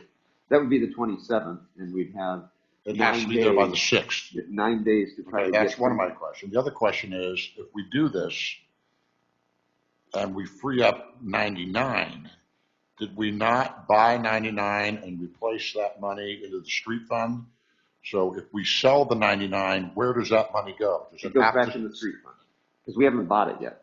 But that was just a motion, so we haven't done that yet. Okay. I'm just trying to figure out what would happen on the flip side of that coin if we move forward. Councilor Irvin. So I'd be a little more comfortable, as lack of a better term, putting that former motion to bed, and then bringing another motion of, yes, we authorize the city to go investigate this property as it relates to this grant, do its due diligence and bring us, a decision or something, even if it's in the special meeting or something that all of a sudden, if it looks viable, that we can look at it and say, yeah, apply for that grant. But there is too much in that other motion. I mean, that's a good example that to keep things clear, that would be the most helpful way. And that would still not interfere with the other proposals. In fact, it might even bolster, like, hey, there's an optional route. Just so that I guess we could suspend our rules to do that. I don't know if that's a favorable position. So what's our path forward here, Mr. Myers? Don't we have is the motion already on the table? So that could be pulled off, or do we need to vote it still? You have the amended motion on the table. Mr. Boone? I don't think we've actually amended it yet. I thought it was when it was made. Yeah. Thanks, Mr. Mayor. The first motion that Councilor Savage made unsuspended the rules for that motion, brought it back, and amended it. So it's sitting on the table currently in its amended form. So it refers to the Nazarene Church and all that. As far as the path forward goes, in order to allow city staff to negotiate with the owners of the church property and to go down the path of finding out what we could get it for and that sort of thing, we will need some sort of action tonight to be able to do that beyond just taking this and putting it back in the floating bubble of nowhere land. We'll need some authorization to go forth and seek out this information so that you all can have it. Otherwise, next meeting we'll be right back at the exact same point where we don't have any real information for you. Mr. Stenton? Would it be an executive session that we would discuss a real estate transaction? There would be an eventual executive session for that purpose, where then after that you would decide whether you wanted to move forward or not. But not to apply for the grant. Right, the grant wouldn't be a part of it. So would the easiest be if this one failed and a new motion to explore that be the better? Mr. Boone? As I understand it, so the motion on the table says to authorize pursuit of the purchase and development of the Nazarene Church property, et cetera. So I believe what there is now would authorize us to go forward and gather the information that would not authorize staff to just run out and purchase the building itself. This is, as it is, it allows us to go get the information, but not to buy something without coming back. Councilor Irvin? We could change pursuit to explore if you wanted. Okay. This is help me clarify my understanding. You have the original motion, there's that block of text, and then you've got this amendment. Does the amendment overwrite that original block of text, or does it add additional to, so you have the original motion with all of its details and authorizations? It has overwritten. It has overwritten. Okay. Yeah. The original motion that was floating out there was actually pretty short after the various back and forth. That was just to proceed.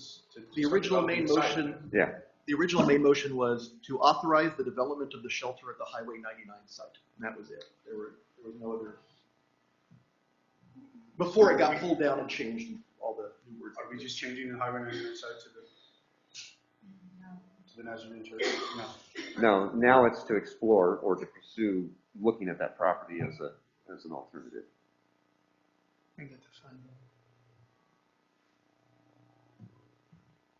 Okay, so the motion is on the table. Is there any more discussion, Councilor Soulsby? Give a second on the second motion. Yeah. On the second. I just want to clarify that if we were to get a grant, we are not tied in to purchasing. Right. Correct. I mean, we can refuse the grant, yeah.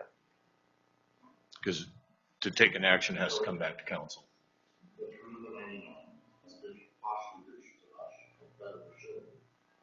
Because one thing, I'm sorry, once again, I got to start asking permission.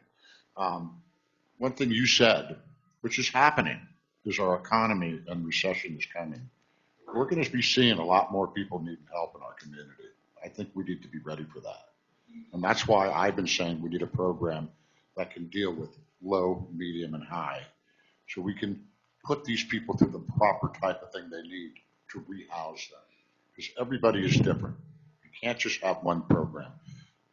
And I just think that this site gives us that best opportunity, way better than 99 does. So that's my personal feeling. Thank you so much. The reason I brought this up tonight is because the concerns that I heard about the 99 site are the location. You know, it's not safe for folks to walk down to the Highway 99 site. It's so far away from town, but really close to key points within those limits. And then the second part of that was, but how are we going to pay for it? So thank you for having these conversations with me tonight, because I'm trying to think outside the box and bring different options in. So thank you. Councilor Stannett. Would the notion be that we'd still be bringing those 33 pallet shelters to that site? Or are you trying to create shelter indoors at the building? That's not part of this, but it would be one of those things that we would be saying, yeah, does it work? And you'd have to be making that decision later. So, yeah. Councilor And that would be the intent, I believe, if everything fit together and worked and you approved it. So we'd have a big building for administration. Administration, possibly congregate facilities as well.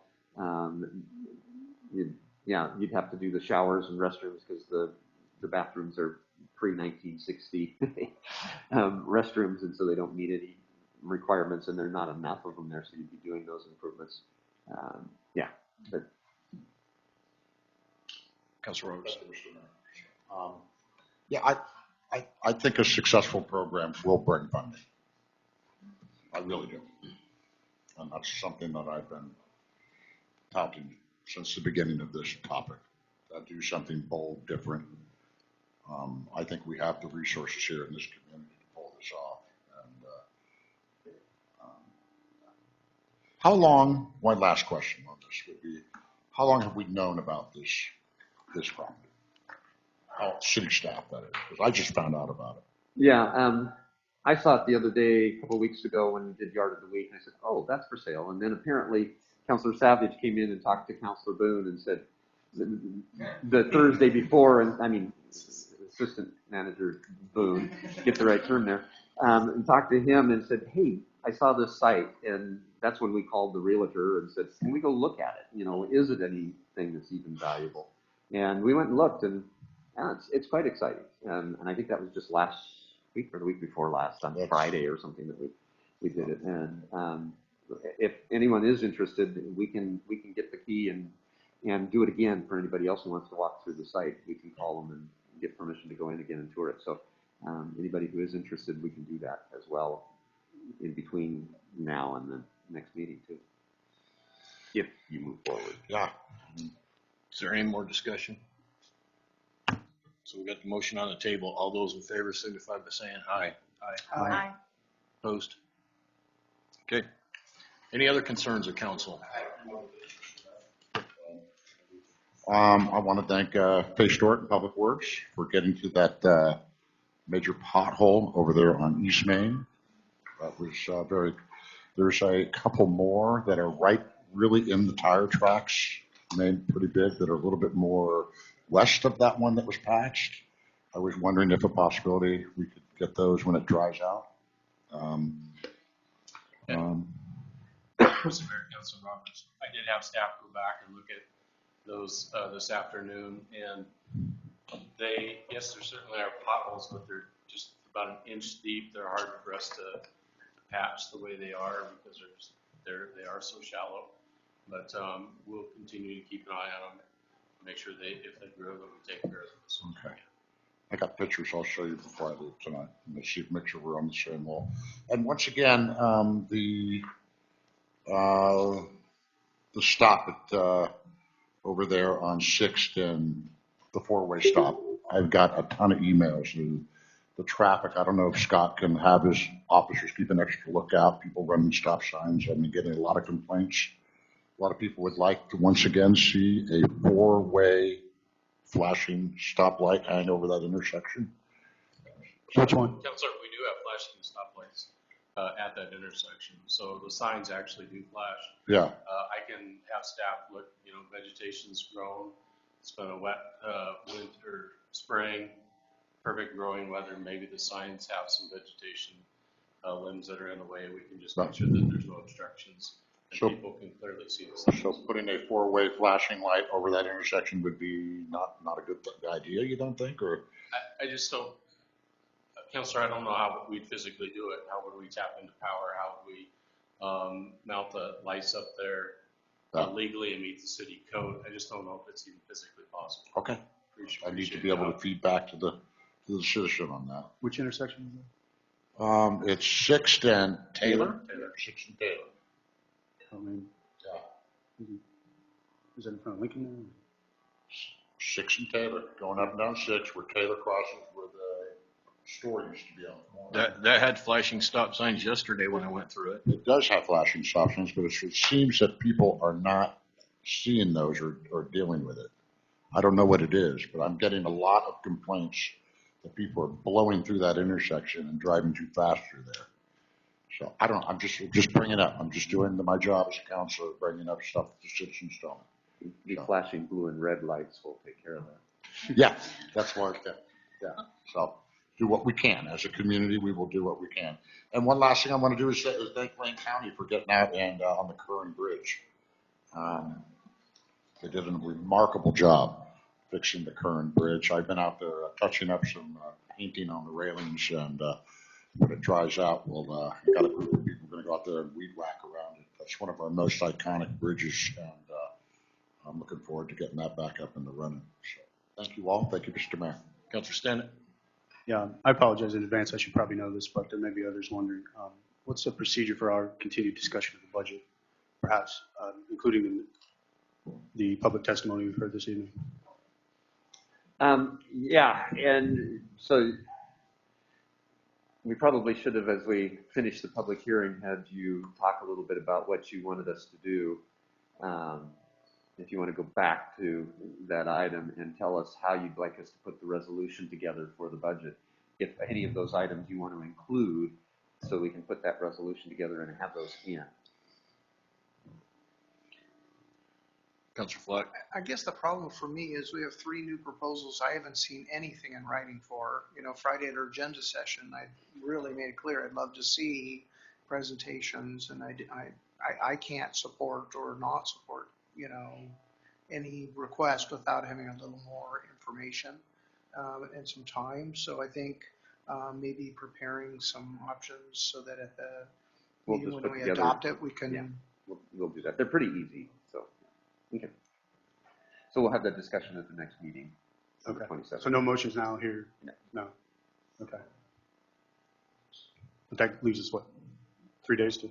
Well, that's what pass we the budget? that's what we usually do the budget. So because we want to wait until the last minute to adopt it because things change. And Anyone else? Councilor. Had the Lane Economic Committee meeting today. Just a number of kind of housekeeping items and review of some of the economic development priorities and how we're dealing with them. One of the things that stood out, and I guess I look forward to a presentation upcoming, would be on what Coos Bay is doing with their bay and possible development there.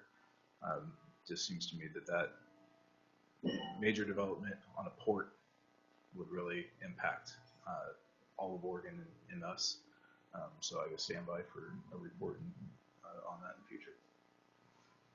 Councilor Fleck. I guess I should probably mention Arpa meeting this past week, I think it was. There was discussion about how the PM2.5, so PM stands for particulate matter, 2.5 is the microns in size. The problem with particulate matter that's that small is it'll actually travel into your lung and into your bloodstream and create some big health challenges for folks. And so the national standards look like they might be tightening up. And the problem with that is that Eugene, Springfield, and Cottage Grove are, relatively safe under even, I think, the proposed limits, but Oak Ridge just reached maintenance levels again, and so that may put some challenges for that community. They live in a bowl up there where there's inversions quite often, and so wood smoke is the primary culprit in that area, as in ours as well.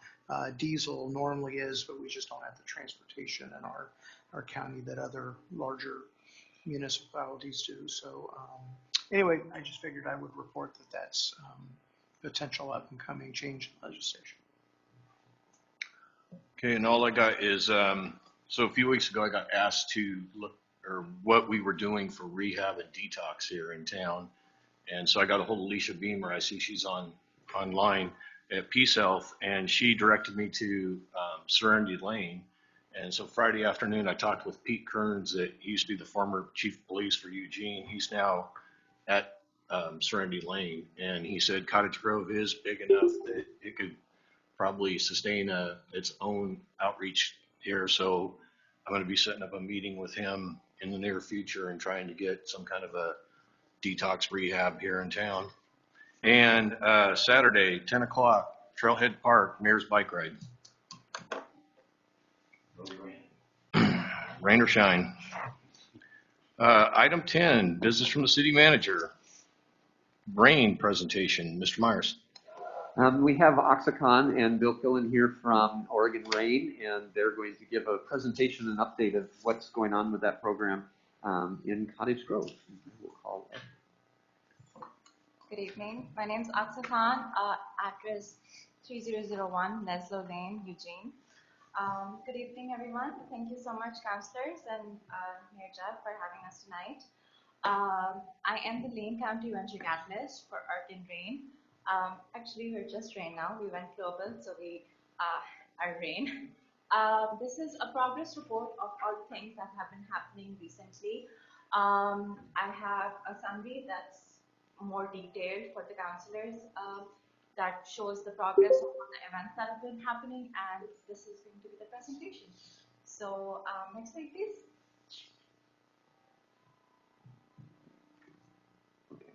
That's a fun make picture, it move. so we can take our time looking at it. Yeah. So Team Rain for rural Lane County and especially for Cottage Grove is myself. I'm the Lane County Venture Catalyst. I serve the whole county. We have Kim Johnson, who is our entrepreneur in community for Cottage Grove specifically. We have Robert Killen, our deputy director for Oregon Rain. Then we have Sean Tate, who is our entrepreneur advocate. Avery Pickett, who is our policy education director. So that's the whole team that is serving the city of Cottage Grove right now. We are experts in all the different things that we are doing. We are focusing on economic development and advocacy. Next slide, please. So what is RAIN and what is our mission? RAIN stands for Regional Accelerator Innovation Network. Our mission is to partner with the communities like yours. Thank you so much for inviting us in. We take this work very seriously. Our mission is to catalyze the entrepreneurial ecosystem, to connect entrepreneurs to resources, including the overlooked ones, and to contribute to the creation of prosperous economies. So an example that I would like to give on this slide is the grant that we were just talking about. That's a grant that I've shared with other community organizations as well, especially in Cottage Grove, that might not have known about this grant if they weren't connected to RAIN's resources. So that's an example of the work that we're doing and making sure that these resources are being translated into the communities. Next slide, please.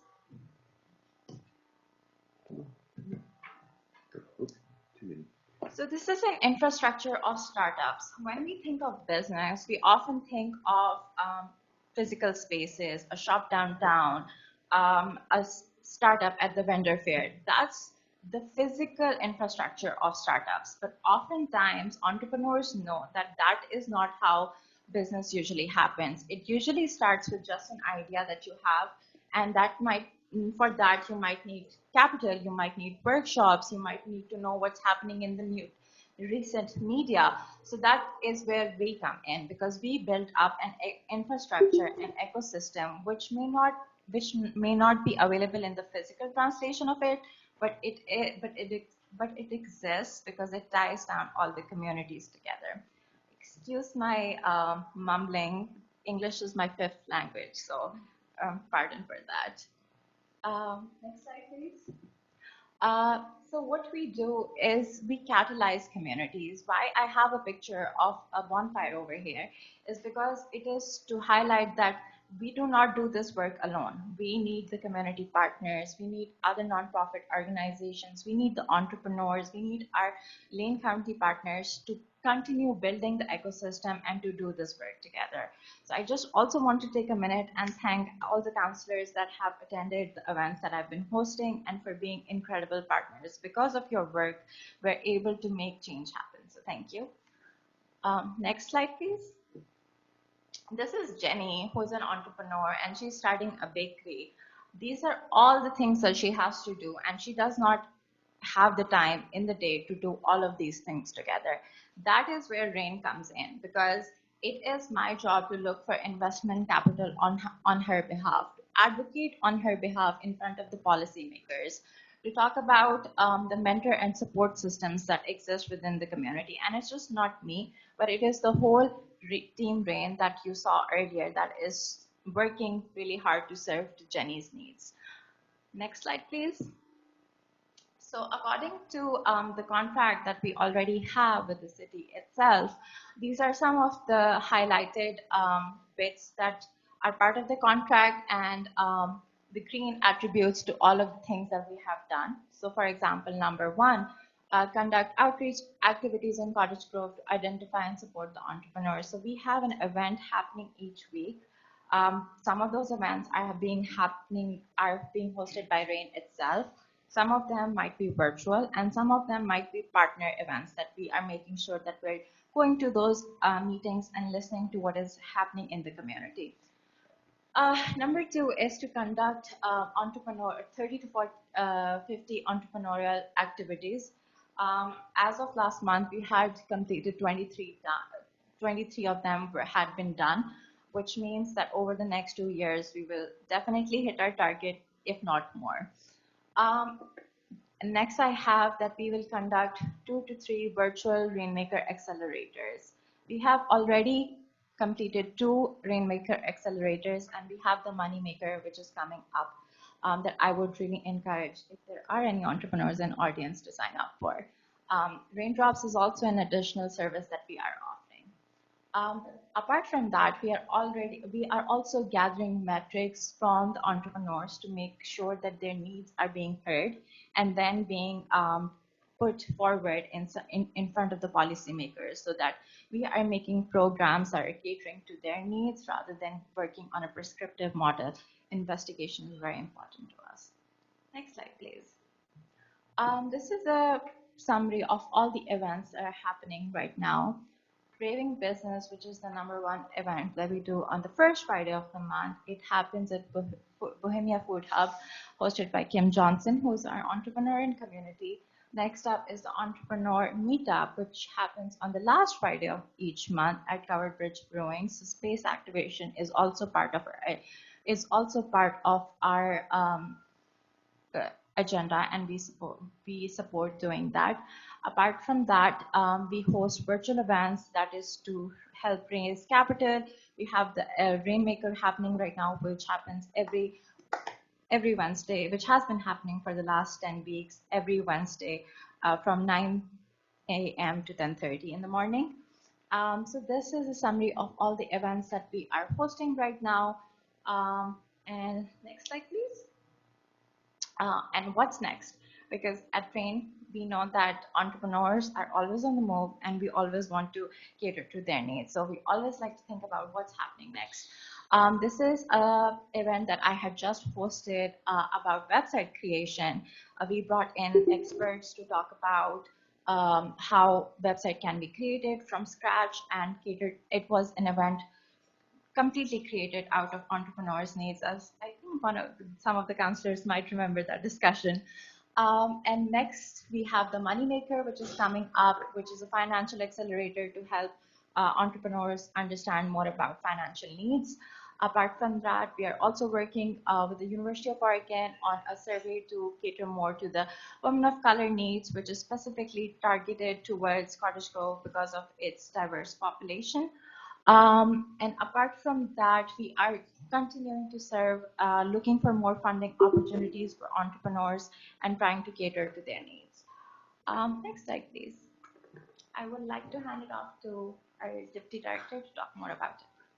Thank you, Aksa, and Mayor Gowan, councilors, pleasure to be here. My name is Robert Kellen. I'm the Deputy Director of RAIN. I'll go by Bill if Richard wants me to go by Bill. That's fine too. You can just actually go to the last slide. I think it's 4 slides. I'll go through these quickly. I just want to reiterate our value proposition, not only to the community, the entrepreneurs in the community, but to you as a city body. It's very common, it's a great thing that rural communities can often figure out a way to vision and figure out a way to plan. But rural communities often struggle with that next step, which is action, which is activating the plan, simply because of a lack of experience, a lack of manpower, a lack of people power, whatever it is. We are basically contract activators. You work with us to get work done. And we're on the ground as you are very fortunate. We are very fortunate to have Aksa on our team as a community. I'll just let you know, Aksa is peerless in her ability to actually get things accomplished and do the work, managing the activities that she's described. It's very impressive. So we get things done. We also leverage your investments. So you invest in RAIN a certain amount every year. And with that, we're able to go out and get funds from the county, from the state, and from the federal government. And depending on how you parse it, it's like 4 times the amount that you invest that actually comes back into your community. I just wanted you to be aware that that is happening because it's not necessarily visible to you. We do have a team of experts that are expert in this work of building ecosystems, which I am proud to be a part of. Those of you who know me know that most recently I was the director of the Lane SBDC. I moved over here 3 months ago, if you're wondering when that happened, because I love this model. But I'm most excited about this last piece. And the last piece is that we don't actually come to you with this prescribed plan of action. We don't come in and say, you need to do X, Y, and Z in order to become a healthier economy, because that doesn't work for anybody. We come in with questions, asking you what you want to get done. And I use these 3 examples to just share what's being done across the state with our model. In Central Oregon, in Grant County, they decided that they needed to get entrepreneurs out of their garages and onto the street where people could see them. So we're running a series of street fairs all summer long on their behalf. In Lynn and Benton counties, communities got together and they said, we need a way to showcase the entrepreneurial potential in our communities. And so we ended up project managing a series of videos. So they have marketing videos for their communities. And Aksa just finished up for the city of Florence a business boot camp for artists, because Florence said they want their artists to be better business people so that they contribute to their local economy. I share those 3 so that you know, if you have specific expectations, a vision for your community, you can come to us. We want to help you create the community that you envision, not only do entrepreneurial supports as it comes, but really help you on that path toward the community that you are trying to build. So I wanted to share that with you tonight, and thank you for your support. Thank you. Councilor Roberts. Thank you for the presentation. I have been to several meetings, and I really like what's going on at these meetings. The one thing that I see that's missing with some of the ideas that have come up for these people is a place for them to make these ideas a reality. And I asked at one meeting is, you know, I don't know if Kim has space in her 10th Street or finding a place, but finding a place where, you know, people can work together on these projects and actually make them a reality. Because some of these people are working out of their home, don't have that garage like Microsoft did. And I'd like to see that become a reality in the future, a place where people can go when they have a good idea and be able to incubate it in a place. So I don't know if that's something that's on your radar or not. But otherwise, great work. I love going to the meetings. Anyone else? Councilor Soulsby. I just want to say I appreciate what you guys do for all our entrepreneurs and partnering with the chamber and everything that I've seen over the past few years. Thank you. Yeah, I've enjoyed the ones I've went to. It's another way of networking. It's like going to a unofficial business after hours, and I've found new services and businesses I can go to by going there. So I really appreciate it. Thanks. All right, report from the city manager. So speaking of business after hours, on Thursday is business after hours at Middlefield Golf Course. So please be sure to stop by and try your hand at the putting contest and enjoy the networking that'll go on there. And that's all I have. Okay, there's no items removed, no attorney. We're adjourned.